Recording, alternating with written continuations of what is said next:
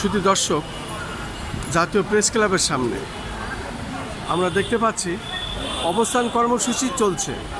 আসলে অবস্থান কর্মসূচি আজ দ্বিতীয় দিনের মতো তাদের চলছে এবং আমরা দেখতে পাচ্ছি বাংলাদেশ এলএসপি ঐক্য পরিবার এবং এলএসপি ঐক্য পরিবার আপনারা দেখলেই বুঝতে পারবেন। আমি জাতীয় প্রেস ক্লাবের সামনের দৃশ্যটা আমি দেখাচ্ছি।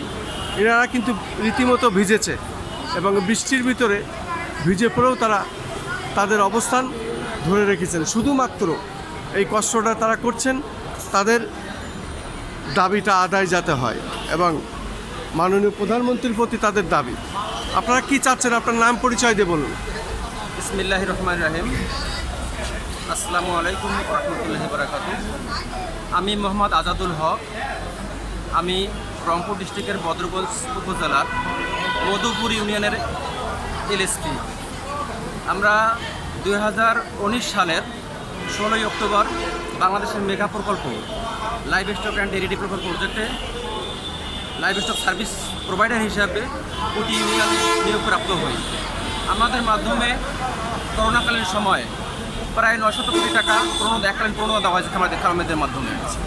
আমাদের মাধ্যমে এলএসডি ভ্যাকসিন, লেম্পি ভ্যাকসিন, আপনার এফএমডি ভ্যাকসিন, অ্যানথ্রাক্স ভ্যাকসিন করা হয়েছে এবং আমাদের মাধ্যমে লাইভ স্টক হাউসহোল্ড সার্ভে এর মাধ্যমে সারা বাংলাদেশের সমস্ত প্রাণীর পরিসংখ্যান আমরা সংশ্লিষ্ট অধিদপ্তরে প্রেরণ করতে সক্ষম হয়েছি এবং বর্তমানে এলএসপিদের অক্লান্ত পরিশ্রমের ফলে দিন রাত রোদে পুড়ে বৃষ্টিতে ভিজে অক্লান্ত পরিশ্রমের মাধ্যমে আমাদের মাধ্যমে খামারিরা মোটামুটি বর্তমান ভালো পজিশনে আছে। বাংলাদেশে এখন প্রায় দুধ ডিম উৎপাদনে স্বয়ংসম্পূর্ণ তার প্রান্তে।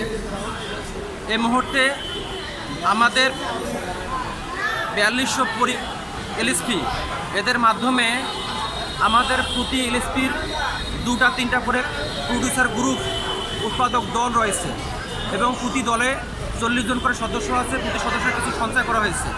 এই সঞ্চিত অর্থ সারা বাংলাদেশে 150 কোটি টাকা, যে অর্থ বাংলাদেশ ব্যাংকের একটা ক্যাশ ভেরি করছে। আচ্ছা, যদি এই আমাদের এই প্রকল্প না থাকে বা আমরা যদি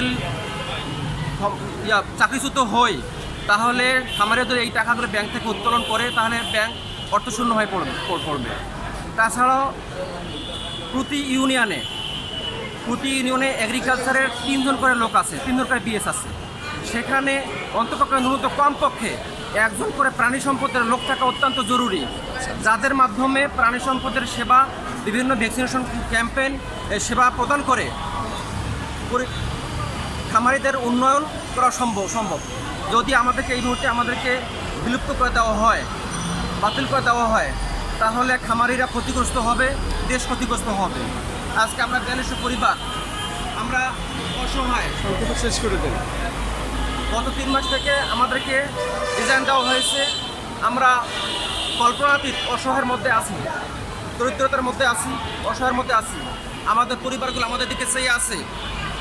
আমাদের মাধ্যমে খামারিদের সঙ্গে আমাদের একটা যোগ সাজস তৈরি হয়েছে। আমাদের একটা এলাকায় আমাদের একটা সামাজিক মর্যাদা আছে। সামাজিক মর্যাদা আমাদের পূর্ণ হয়ে গেছে।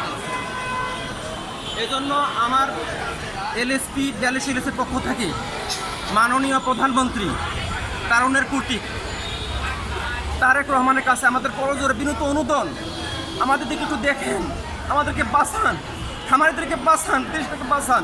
যদি আজকে আমরা পরিবার চ্যুত হই, পরিবারে আমাদেরকে চেয়ে আছে, আমাদের একটু বাঁচান।